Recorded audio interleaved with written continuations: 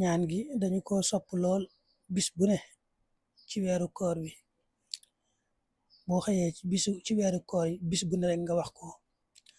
te mooy yaa barru yallahumma rabba ramadan wa rabba kulli maxtafa wa mastaban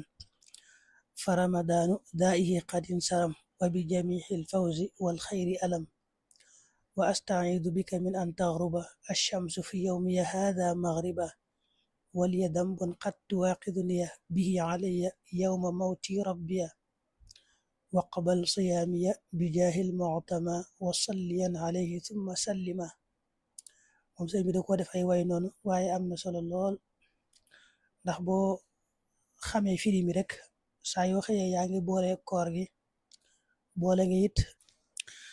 wax suñu boroom ñaan ko ne ko suñu boroom sama boroom bu maa ngi muslu jant bi di so damay dese benn bàkkaar boo xam ne danga ma ko bindal di ma ko jàppe maanaam daal te ji ma woore ni ci bis bi bu jant bi dee so bu ma desee benn bàkkaar boo xam ne danga ma koy bindal di ma ko jàppe bay du mujj it yaa ngi ñaan yàlla mu nangul la koor gi kon ñaan ko am solo la te ma ta farlu ci bis bu nekk te gàtt lool. ñaan gi ma ci bëgg a dolli mi ngi ci téere Kanzun Najaax wa Suruur moom da ko indee foofa ne xadis la boo xam ne Anas moo ko nettali daa di wax ne yonent bi daa waxoon ne ab jullit bépp jullit bu woor te bàyyi bay dog mu wax yaa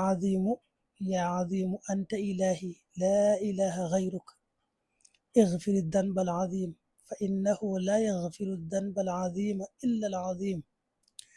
ne day set wecc ci ay bàkkaaram ba mel ne ba muy door a judd xam nga kuy door a judd moom amagut benn bàkkaar ne ku woor wax loolu ci jamono yi muy doge noonu lay sete ci ay bàkkaar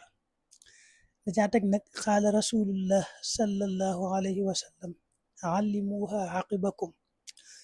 maanaam lii ñaan gi na ngeen ko xamal sax seeni njaboot ak ñi ñëwaat seeni ginnaaw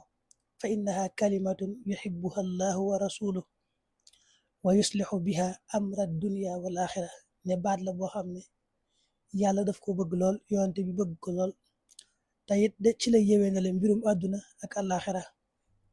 loolu mi ngi ci téere Kanzun Najaax wa Suruur.